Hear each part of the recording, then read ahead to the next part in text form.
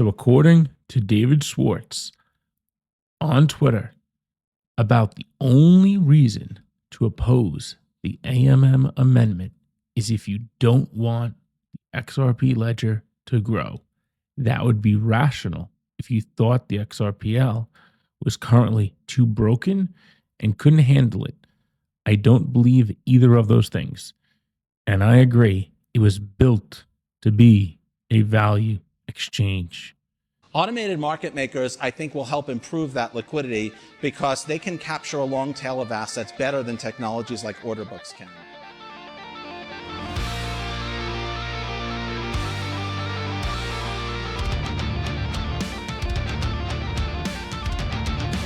And a sort of secret sauce that will allow liquidity providers to get more of the profits when we're lost to arbitrage, and it will be bolstered by incentive programs.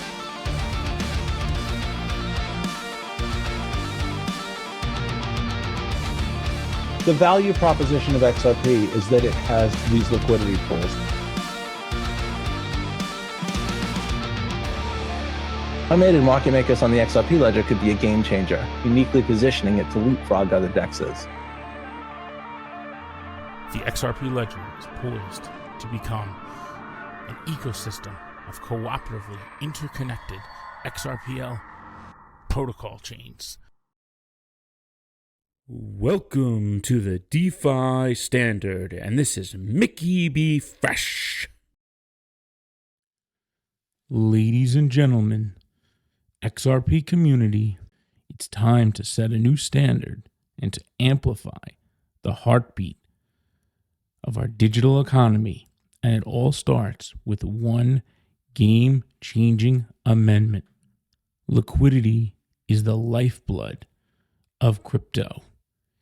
And then the decentralized DEX on the XRP ledger is the heartbeat at the center of the XRP ledger, pumping fast, low-cost, expansive liquidity throughout the network, the world's first established decentralized exchange.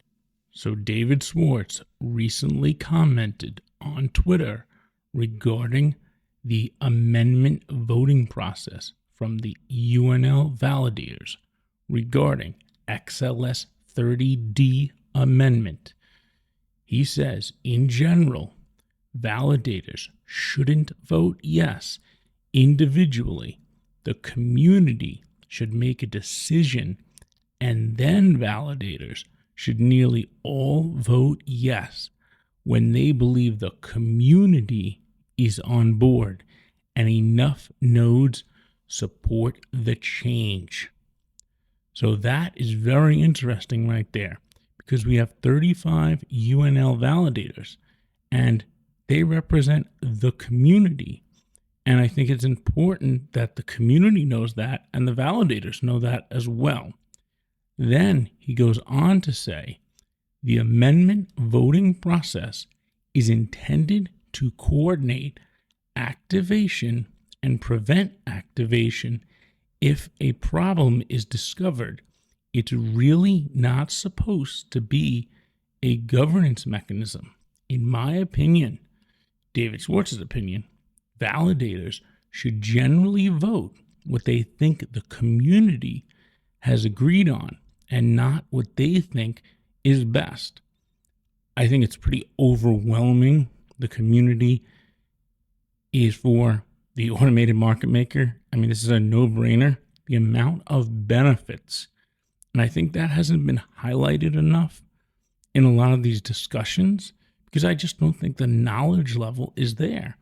And the narrative has steered to people scaring others away because of a permanent loss, but not mentioning all the benefits. The XRPL DEX enables anyone on the ledger to trade directly and efficiently. You could buy crypto, stablecoins, XRP, digital assets. This was the very first DEX. The AMM is being added to the DEX, integrated into it. And this will provide the XRP ledger with a native economic model that drives storage demand for XRP and steady usage on the ledger and the ability for any XRP holder to deposit their tokens into the AMM's pools and earn not just one, not two, but three unique yield streams. The XRP ledger was purpose-built and designed with the world's first decentralized automated value exchange and trading matching engine. It was not built for cross-border payments. That was a use case that came along after. It was built to be a value exchange, first and foremost, and a payments network. XLS 30D AMM spec has been tested and refined by Ripple for the past 2 years. Now it's time to unleash XRPL's full potential. The combination of the AMM liquidity pools and the existing DEX limit order book at the network layer makes the XRPL AMM pools far superior to anything else in the crypto industry. With its innovative design, there is a major effort underway to integrate ODL into the XRP ledger's DEX. This is probably the single misunderstood and overlooked thing about this whole amendment from the community, that ODL is designed to run through the ledger. That's its purpose. It's always been that way, but now he's confirmed that. Multiple executives have confirmed the intentions to run Liquidity Hub through the ledger. It's a value exchange, and now we have the ability to provide liquidity. So what are we waiting for? Ripple is the only one that's going to provide large volume in the beginning. There's going to be no significant increase in volume. You know why? Because it's going to look the same from the outside for traders. And I think that's something community hasn't really grasped. And there's been a few entities in the community who have controlled the narrative. You need to be careful to who you listen to. And they might have ulterior motives. So be careful. And this is your pocket and your asset. And this is a no-brainer. Like this, any other network would be begging for something like this. And we're sitting here debating after Ripple already put through multiple tests, and theoretically, if it's too successful, it could clog the ledger. Like, think of that. That's ridiculous. This market maker is automated, which means it's built into the XRP ledger. So if there's an automated market maker between two assets, say XRP and some USD asset, that automated market maker will both buy and sell XRP at any time to anybody who wants to sell or buy XRP. The other cool thing about it is it's a ledger function that users can participate in. So if you have XRP or USD, you can XRP or USD to the market maker to trade with. And in exchange, you sort of own shares. It's effectively like owning a portion of the sort of the AMM's assets. And you get tokens that represent that ownership, which you can then hold or trade. So it boosts the liquidity on the ledger, and it sort of boosts the utility. But the thing that's the most exciting to me, and this is personal to me because I've been trading assets for a very long time, it actually harvests volatility. It makes a profit when it trades, and volatility drives people to trade. If you look at like the volume in the trade of digital assets, price drives volume, but also volatility drives volume. When there's volatility, when the price goes up, there's people who want to buy and sell because it's a different price. And so that prompts them to act. There's a lot of volatility in digital assets. So there's a lot of opportunity to make revenue from people trading based on the volatility. So crypto capital, this is the asset we want. Why do you want to hold the asset? Everyone's sitting here holding their XRP in their cold storage and waiting for something to happen. Bank of America is this. Well, we need to change that mindset because nothing's going to happen. I'm telling you right now, nothing's going to happen until the ecosystem and there's demand for XRP. And it's coming. It's coming very soon, but it's not here yet. And it'll come in different waves. And I can't answer the question of when, or how much. But I can tell you what, a token whose ownership provides an ongoing access to something of value and can therefore be valued based on the net present value of its future cash flow. Any asset that is staked, bonded, or otherwise, let's throw in there, deposited as liquidity, committed in order to claim on value flows can be considered a crypto capital. These can be valued by taking the net present value of their future cash flows divided by their value flows they're expected to generate. So this is the model that XRP is going to have. So we're getting used to that. It's not just providing liquidity. You're putting your assets, when it's in the AMM, they're going into literally an investment vehicle. That's what it is. It's taking your assets and it's earning in 3 ways. What are those 3 ways? So this is not like putting them in Uniswap or some Sushi Swap or some other DApp or DEX. This is a innovative trio of technologies built at the network layer of a 10-year-old purpose-built value exchange. It's now getting its economic model that it's missing. And we'll see here, all assets need economic models, all networks. And another thing here is, even if you don't plan on participating in automated market maker pools, there's no reason to hold the rest of those back. It's only going to benefit everyone. I mean, not for nothing, it's the single biggest amendment to ever go through on the ledger. And yeah, it's probably bigger than hooks because it's its economic model. That's why this came before hooks. And I'm all for programmability. I 100% support Zahao and the sidechain. But from a design point of view, this needed to come first because it's a foundation to provide consistent demand and usage for XRP as liquidity in the AMM pools. Liquidity and yield. Those 3 things are basically what you could think of like XRP. About the only reason to oppose the AMM amendment is if you don't want the XRP ledger to grow. That would be rational if you thought the XRPL was currently too broken and couldn't handle it. I don't believe either of those things. And I agree, it was built to be a value exchange.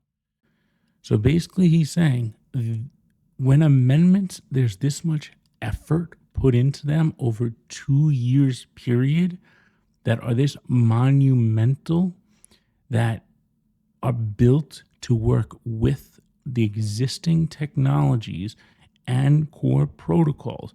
This isn't some amendment that's outside the box, that's bringing some extravagant new feature that's never been tested before. This is automated market makers. Every network has them. So we have the recent AMM performance testing. This is with Ripple D 1.120 release. The AMM amendment stands out as a significant feature in both size and scope. Since September 2022, RippleX performance team has collaborated closely with the engineering team responsible for the AMM feature implementation.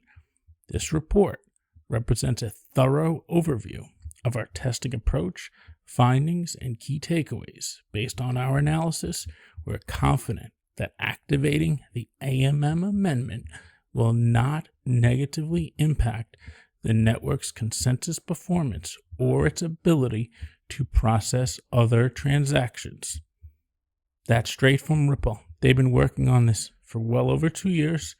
They have a dedicated team of engineers, PhD scientists, mathematicians, and developers, all working towards this amendment.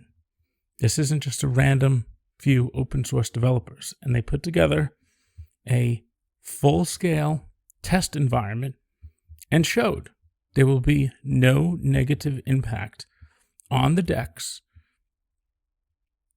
which will be integrated with the AMMs on the consensus and the load. Of course, if you're going to run more transactions through and you're going to have more pathfinding, which is what the payment execution is, and it's one of the three technologies that represent this trio of technologies. And the AMM is integrated directly into the DEX. So they write, in conclusion, to underscore our scale of load tests, we have juxtaposed the load test throughput with a year-to-date throughput represented as current TPS of payment transactions in the graph below. This is automated market makers. Every network has them, but they don't have them built into the network layer. Very few do, and the ones that do are basically app chains, and they don't have native decentralized exchanges with central limit order books that have been up and running for 10 years, and they don't have payment execution engines that could do atomic cross-currency settlement between two different currencies and use XRP as a bridge asset. That's where the bridge asset concept comes from, the ledgers protocols.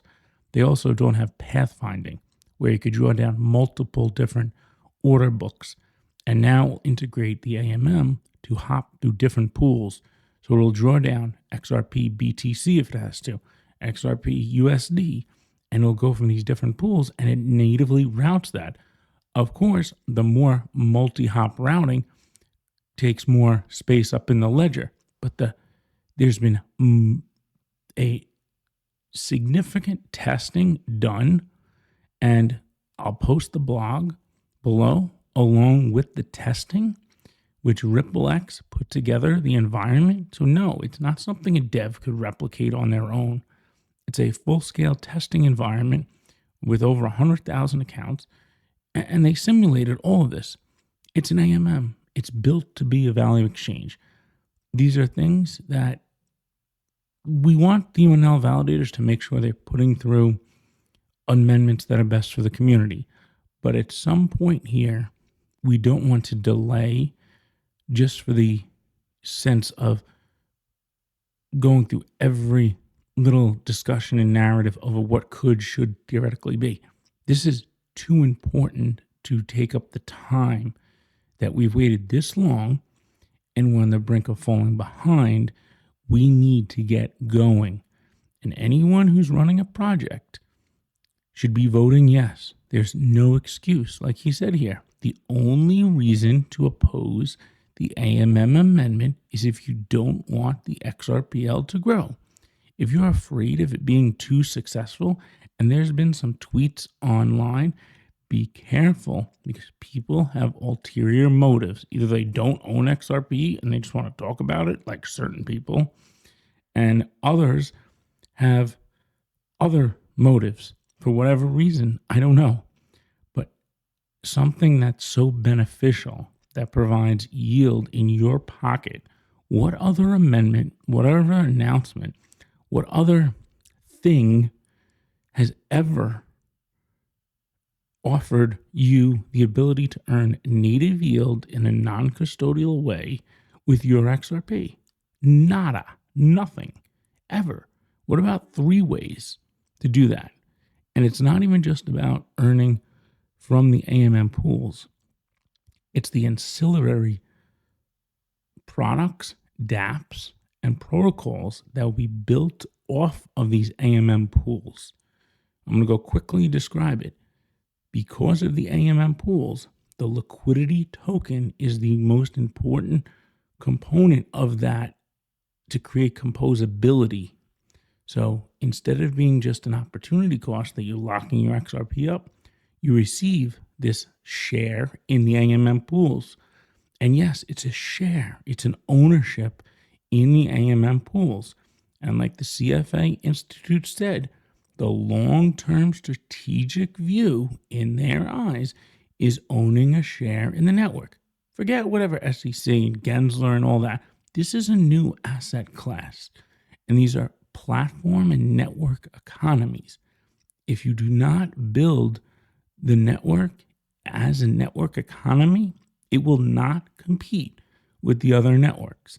XRP will not just get adopted by institutions because it's XRP. It's based on an ecosystem and protocols.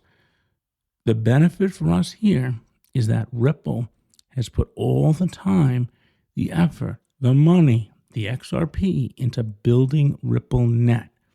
Why is that important?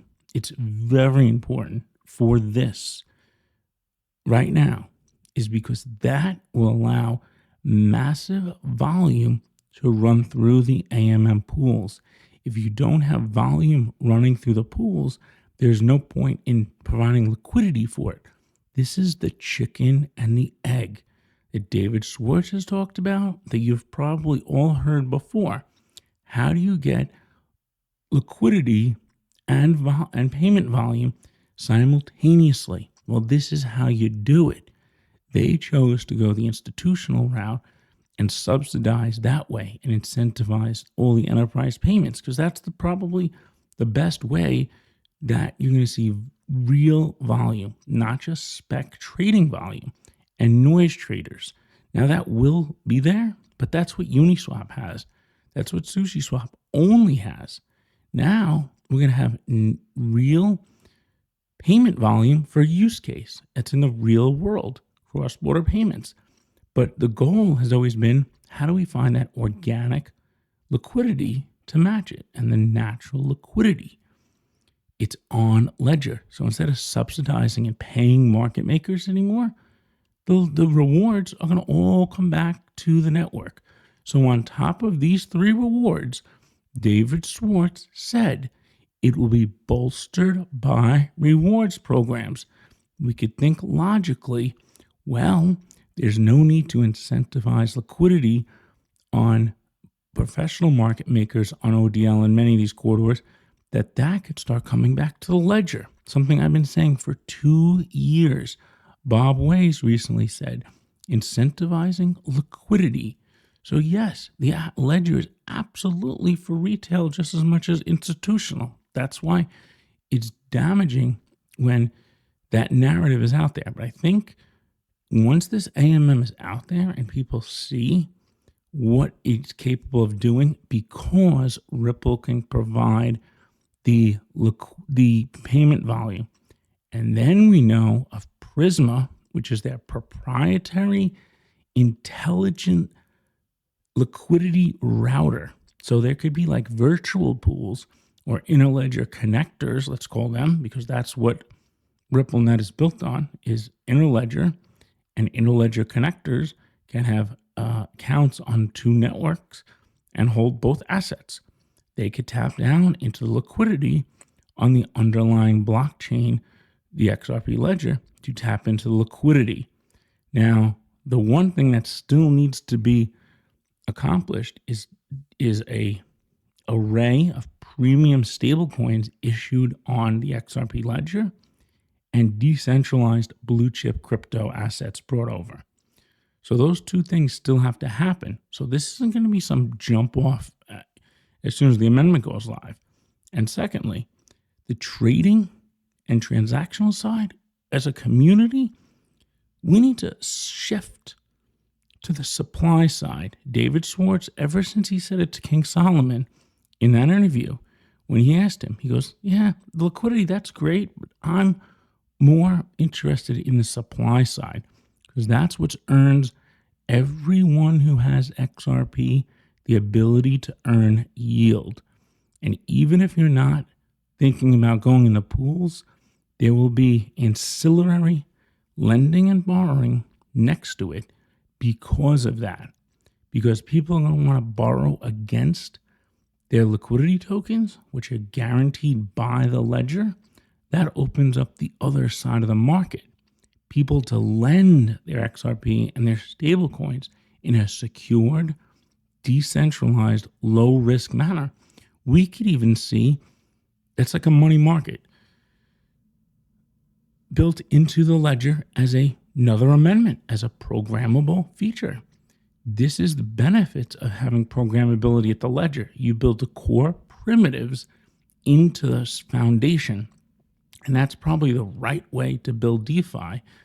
And then you need programmability on top for the developers and the dApps. But building in things like this, you could even build in a decentralized stablecoin like David Schwartz has suggested. And then you have things like hooks, which is a layer 1 light smart contracts, is complementary to the programmability built into the ledger. And then on top of that, you have things like EVM smart contracts and Codius, and all three are complementary to each other and they are composable. Hello everyone, time for me to interfere with a small message. One thing Mickey doesn't mention enough in my opinion is pointing out the existence of the Mickey B. Fresh Patreon group. The Mickey B. Fresh Patreon group is a private educational channel where we focus on providing content based on facts and where we try to leave speculation at the door. As much as most of us like a little conspiracy theory, it is not a subject we cover in this group, and we will ask all future members to leave their 589 hoodies at the coat rack near the entrance. The goal of our group is to provide the crypto community with in-depth information about the coming explosion of everything being built in the XRP, SGB, and Flare and Root network ecosystems. We pride ourselves on transparency and evidence-based speculation of what is yet to pass. We have a large number of knowledgeable and helpful members who are willing to share and help you out with all the questions you have. Also, there is the opportunity to take advantage of the information provided daily by Mickey via posts, over 3,100 voice notes, or direct interaction by chat. We also have a loyal team of very knowledgeable DeFi standard admins who put a lot of time and effort into the Patreon group and are there to lend a helping hand if needed. You can become a member of our Telegram group by signing up via the link that is posted on the homepage of the Mickey B. Fresh website. The load of the load of the AMM could impact the XRP ledger, basically. We obviously have mitigation already in place. Otherwise, transactions are very, very cheap, right? They're much, much, much less than a penny. And so someone could easily, send hundreds of thousands of transactions to the XRP ledger already as like an attack. So we have mitigations in place for that. We have regulation of the rate at which transactions go into the ledger. We have fee escalation. So we already have mitigations for those problems. They won't break the network. And again, those transactions will scale with the real utility that people are getting. And the scaling factor is roughly the same as it is now, because like people are trying to do the same thing on the order book today. So essentially, like if that becomes a problem, it would only be because the AMM was like incredibly popular. Obviously, we would still have to do work to mitigate those problems, but like that would be a great, it would be fantastic if the XRP ledger, where we had so many transactions that we had to implement mitigations because real utility and real trading volume was taking place at a factor of tens or hundreds of times what it is today. I hope we get in that situation. Is that the AMM amendment increases liquidity and reduces spreads, and the opportunity to front run, the bigger the spread and the lower the liquidity, the more effective front running is. So if we tighten spreads and reduce liquidity, overall front running will be less effective. But I do think it's possible that we will see an issue. I mean, it's not technically front running; it's a form of arbitrage. But it is a case where arbitrageurs profit at the expense of traders. And if we do see more of that, we do have some suggestions for techniques to combat it. It's just I don't think we exactly know like what that's going to look like for real. But I don't think that's a reason to oppose the AMM amendment again, because that would be, if we have a problem with front running, it's going to be because the AMM amendment has made the DEX very, very popular, and that would be a good problem to have. Now, by using ODL and Liquidity Hub, you're getting organic volume through these pools. And since it's all unified on the main net, and then you'll have sidechains which have pools too. This is TVL. It's going to lock up a ton of XRP. But here's the key. Since XRP's utility is as liquidity, it's providing a service. So it's organically earning from users who are paying reasonable fees. Each pool will decide based on the top liquidity providers how much the fee will be. And 30 basis points, they'll pay that. They don't care what the price is because they just need it for liquidity. They're shooting off payments into a corridor, and it will get routed through. Prisma will route it through primary market liquidity. Primary market is the XRP ledger. It has its own liquidity market. That's the ideal place. Ethereum doesn't have a primary market liquidity. Bitcoin doesn't. Uniswap isn't primary market. That's a dApp. Their liquidity tokens aren't guaranteed by Ethereum blockchain. They have front running and all this other stuff. The XRP ledger doesn't have that. And it's able to now, anyone can deposit in these pools. And then this drives a lending and borrowing market next to it. Locks up even more XRP. I hope they are, because I think it's cool. And we've done some unique things in the way we implemented it, ways that I think will improve especially the yield. It's effectively a way to lend money to an automated machine that makes money through implementing trading strategies and through making markets. So we'll see if that delivers on my excitement. So let's not be afraid and put the pedal to the metal and aggressively grow liquidity. It's time to crank the liquidity flywheel, and then the Ripple war chest will be deployed, and that will propel XRP and the XRPL DeFi ecosystem into the stratosphere, leapfrogging every other layer 1 network, crypto ecosystem with institutional DeFi and compliance. The future will be multi-chain, but only a few chains will dominate. If we want to rise and solidify our place as one of those dominant chains, we must do everything in our power to dominate. Let's show the world what we're capable of. We're at the forefront of innovation, and the AMMs into the core XRP ledger software will shape the future of DeFi, because Ripple is building the top-down institutional DeFi, and we're the bottom-up. We have multiple side chains with Zahao, with the EVM side chain, with the Futureverse, and the minting of FXRP. All 4 of those use XRP and drive demand for it.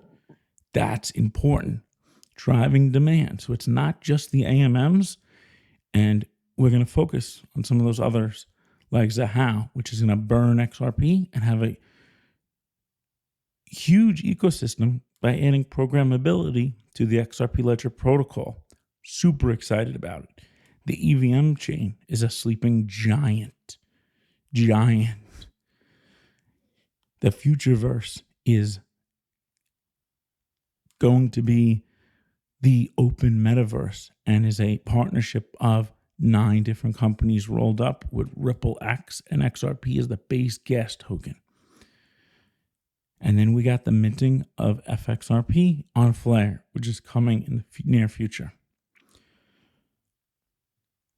So we must unleash the full potential of the ledger. We have not seen anywhere near the capabilities.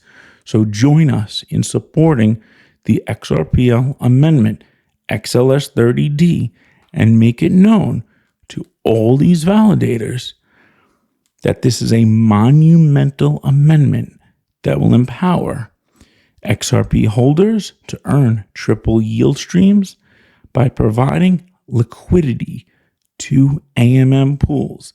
Let's make a resounding yes vote for this game-changing amendment. There is no reason not to. This is David Schwartz, the co-creator, who has been there since day one, vision and design, and they have innovated something beyond our wildest imaginations.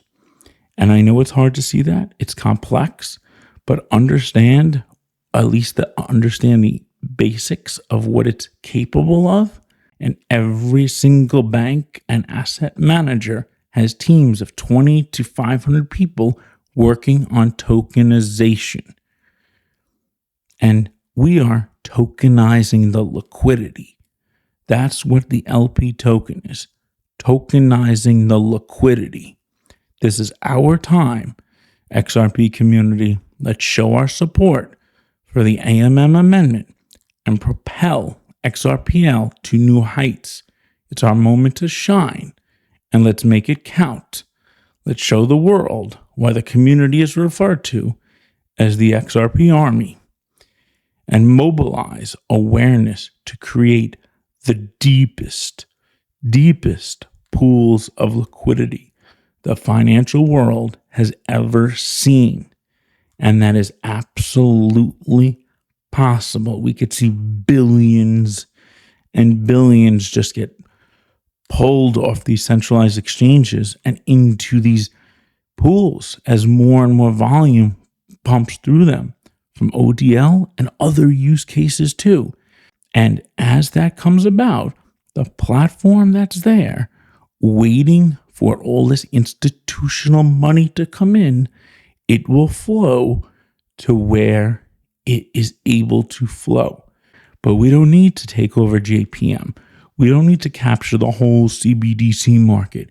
We need to grow an ecosystem on the XRP ledger that dominates crypto and competes. And then from there, we explode outward because the technology is the best at the lower layer. But it's not. Right now, we have no storage demand and a pet rock. You can't even lend XRP on a CeFi platform anywhere.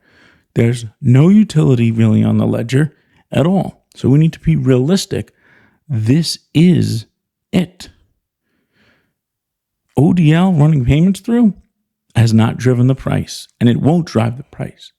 Demand for XRP in the liquidity pools will drive the price of XRP higher. Not financial advice. I'm Mickey B. Fresh, and I'm out. So according to David Schwartz on Twitter, about the only reason to oppose the AMM amendment is if you don't want the XRP ledger to grow. That would be rational if you thought the XRPL was currently too broken and couldn't handle it. I don't believe either of those things. And I agree, it was built to be a value exchange. And then he says, so I was always of the mind that this system was going to be ripe for some kind of a disruption. And when I saw DeFi, I started to see where that disruption was going to come from. And I started to understand that this is going to be where it goes. And what I've tried to tell people is what you need to understand about this new DeFi system is it will start in the third world and it will grow from there in the second world, third world, and then it will come here and completely flatten you. United States, I don't see us in any way being the leader in this. I think we are going to, it's going to be rammed down our throat is what it's going to be. And it just occurred to me that this is a brand new financial system and that this is going to replace the current CeFi financial system.